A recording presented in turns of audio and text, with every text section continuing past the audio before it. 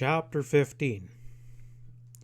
A rattling burst of shots raked the kitchen door, the slugs buzzing dangerously about the room. The crash of dishes and clatter utensils were almost constant. Old Krusty moved about nervously as a glancing lead clanged off the stove. "One of them bullets is going to get us yet, Stevens. Either I'm taking up the cellar or giving up myself." There was a root cellar under that end of the house. Neither very elaborate nor very deep, it might offer some protection of any kind. But Pat was strongly disinclined to retire to it, for one cognate reason. "If those killers take a notion to fire the house, we'll be roasted like ducks down there," he pointed out calmly. "It ain't beyond 'em if they figure there's any doubt about our finish." "Well, I'm going somewhere and I ain't wasting no time about it." Krusty burst out, tense with exasperation. Pat pondered briefly. The constant rattle of gunfire from the darkness outside didn't encourage delay. There were not many safe spots in this one-story frame house at the moment, but he believed he knew of one at least where the marksman in the bush wasn't yet considered. In a corner of the kitchen, there was a wall ladder that led up through a trap door to the raftered roof space above.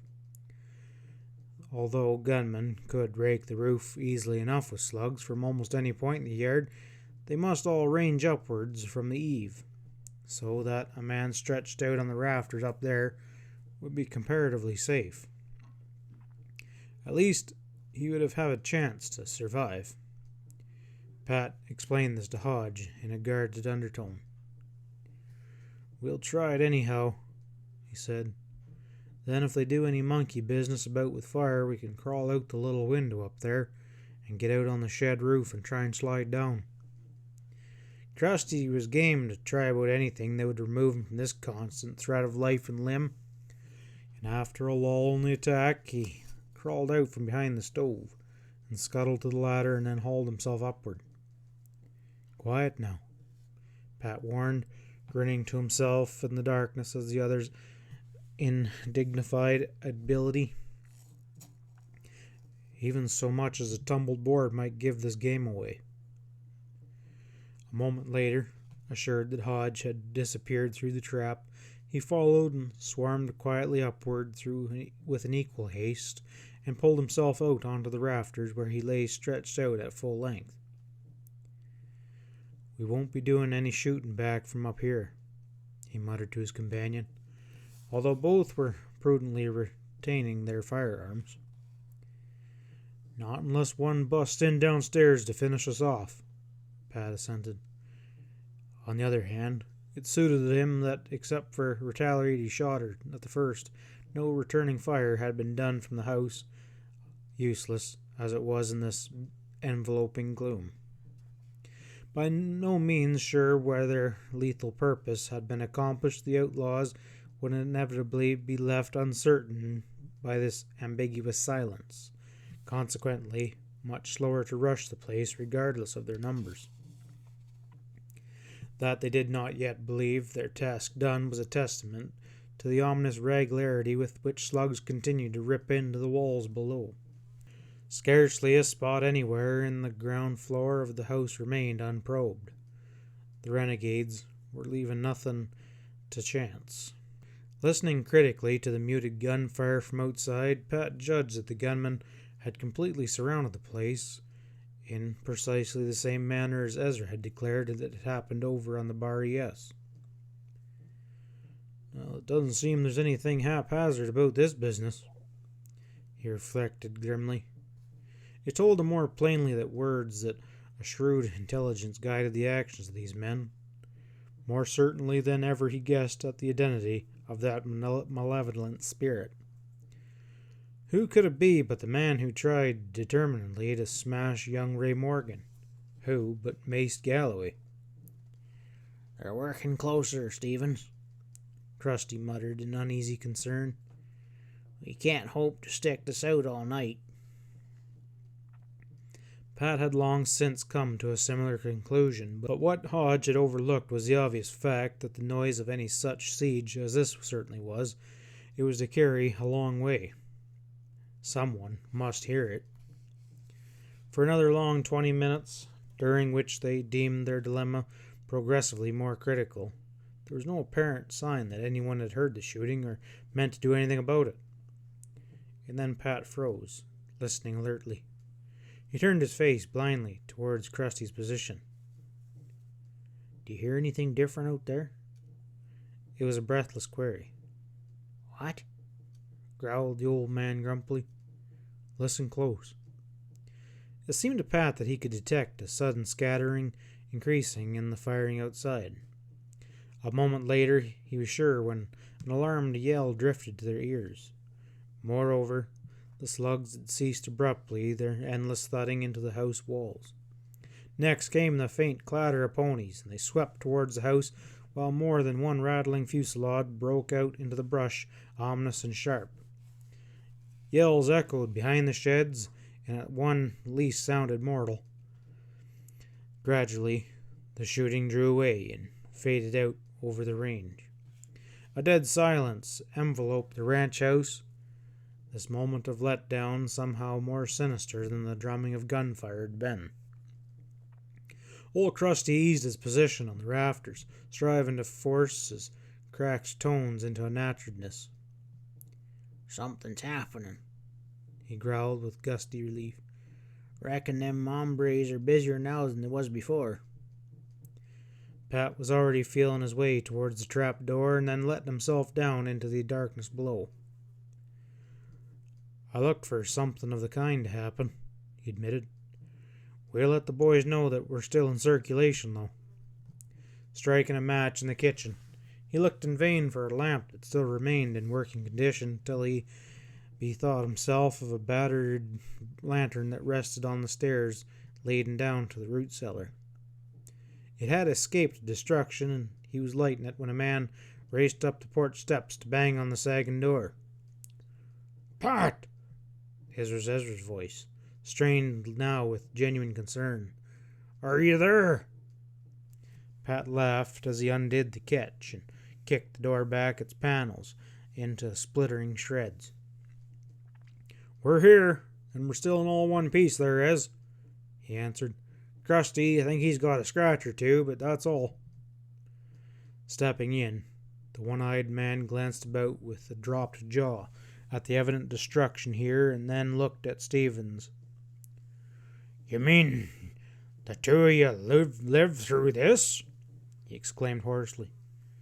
"Dang good thing it didn't take me no longer to ride after Johnson and the boys and bring 'em back here." "I'm certain that Krusty'll say amen to that." Pat grinned as the handyman let himself down the ladder, still muttering in his wrath. "If we hadn't thought of the rafters up there, we might not have been one of us talking now." Not yet had Ezra gone over his amazement at their good fortune, if such it was. "How in the hell did you hold 'em off for this long?" he rasped. "Wouldn't say that we had to do anything except just to keep 'em guessing," Pat shrugged. "They seemed to be taking their time, perhaps with some idea of making double sure of the job." He paused as more men stepped through the door, looked around in amazement. Johnson, his foreman, followed by several lazy mare punchers, vouchsafed him a brief but steady regard, expressing the same surprise at his survival as Ezra had felt. The grizzled ramrod took his time then to look the place over, missing none of the wreckage. "'Tis a nice mess for a bunch of grown men to leave. Who was it?" Johnson asked. Pat waved a hand. "Who would they be of interest to us besides our friends over there on the flag range?" A direct man, Johnson growled in his throat, anger darkening his leathery face. "Well, we'll just be riding over there now, if you say the word." "No," Pat vetoed decidedly. I'll do something about it, but on my own time, just so we're sure that bunch has been driven off." "Oh, they won't be coming back," the foreman assured him. "There's one of 'em out there in the brush that ain't going nowheres." During the next hour, the lazy mare hands drifted back as the scattered pursuit petered out. Krusty managed to scare up an unpunctured pan and made some coffee, and considerable discussion ensued. Retiring to the bunkhouse, the crew turned in what remained of the night, and Ezra and Pat followed suit at the house. Daylight saw them afoot once more, and none too soon. Soon afterwards, Pat saw Sam Salone jogging into the ranch yard with Sheriff Lawler in tow. Standing in the door, he waited for them to approach. Even to Lawler's eyes, the scars of night's raid were all too plain. Windows were broken out, the clapboard walls splintered and torn.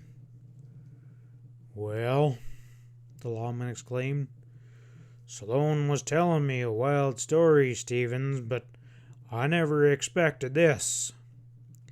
He looked the house over with concern. "'Pears that somebody was sure interested in polishing you off.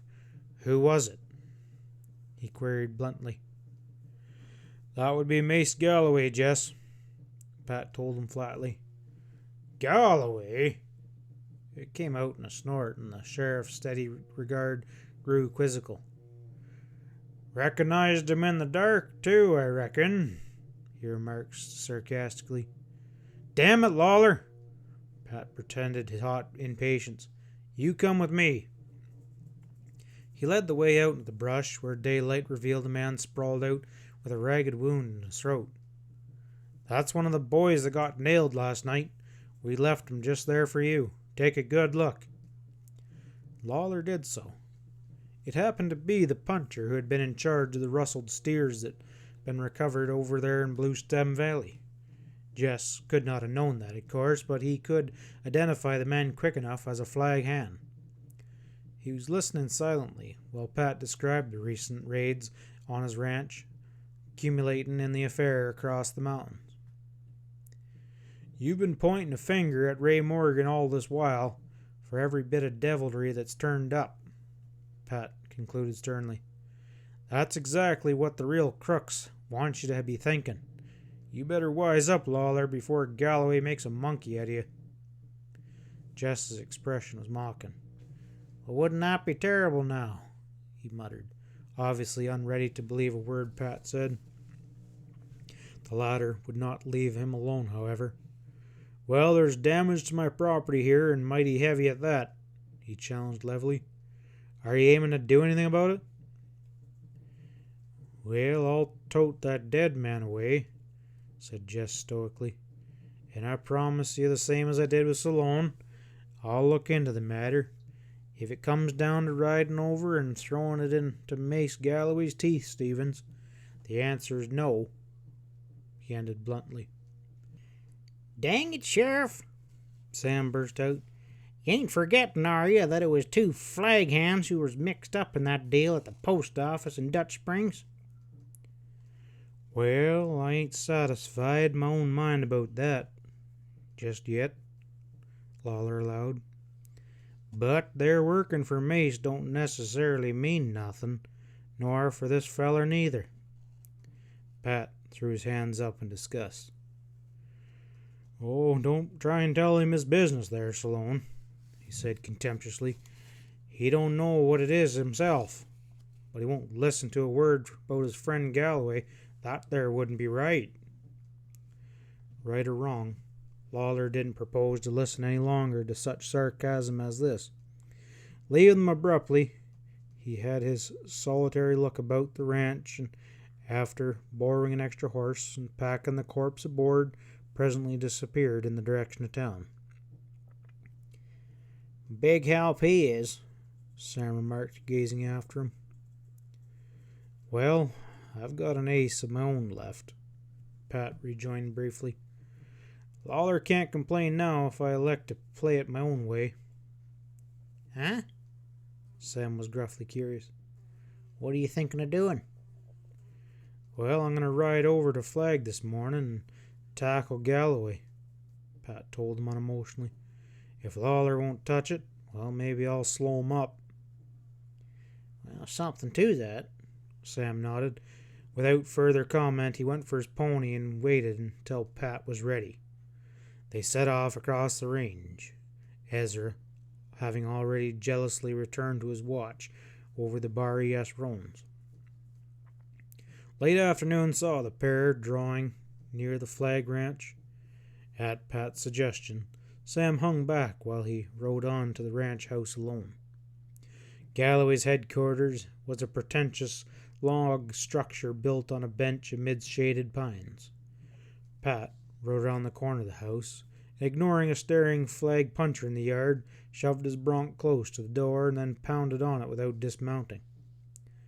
A man inside answered, a swift alarm leaping to his raw-boned face as his eyes fell upon the visitor. Pat was short with him.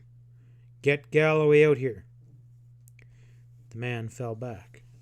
A moment later, Mace Galloway himself shouldered to the door. His cheeks suddenly growing dusky, eyes like gray ice, he regarded Pat coolly. "Why, howdy, Stevens. I must say I'm a little surprised to see you over here. Thought maybe you'd be busy with Roundup. What's your errand?" His accrued attempt at heartiness fell flat. Pat eyed him inscrupulously without a change of expression. "We'll just skip the formalities, Galloway," he advised. "I think we understand each other pretty well. It so happens, after a little scouting around, that I got the deadwood on you." Mace went violently red, thus betraying his knowledge of guilt. His expression of amazement, promptly assumed, was obviously forced. "Well, that's strange talk, Stevens," he rolled out with an effort of indignation. "I've not the slightest idea what you're driving at." Pat's nod was curt. "I can understand it wouldn't occur to you that I'm wise of your activities over there in Bluestem Valley, let's say not to mention the trail between here and there." "Bluestem?" Galloway's face was perfectly blank. "Where's that?" Pat chuckled mirthlessly. If he had hoped to force some admission from this ice-blooded man, he was failing. "Well, anyway, I got you blocked there. You'll learn, Galloway, if you haven't heard. I think you have, though." His manner hardened. "You're hot because I brought Morgan back, but that isn't all I've been up to lately." He delayed to give him his next words some full effect. "Call off your dogs, Mace, or I'll be pulling the plug." Galloway was glaring at Stevens now with an undisguised hatred. "Well, that kind of sounds like a threat," he said slowly and sourly. "I still don't know what you're getting at, Stevens, and I don't expect to let it worry me, though." His flat defiance was flinty. "Go ahead, do your worst, and I'll undertake to tough it out." Pat had not expected any other answer. He pulled his horse around, then paused. "Fair enough, since you're the kind that has to be shown, but understand this, Mace." His words dropped loud like a stone. "One more stab at those Bar Es horses, or my steers either, and I'll be over here again, and I'll be bringing some friends with me." Galloway laughed at him. His harshness belied any intent of mirth. "Oh, on your way there, Stevens, and count yourself lucky that you're able to make it."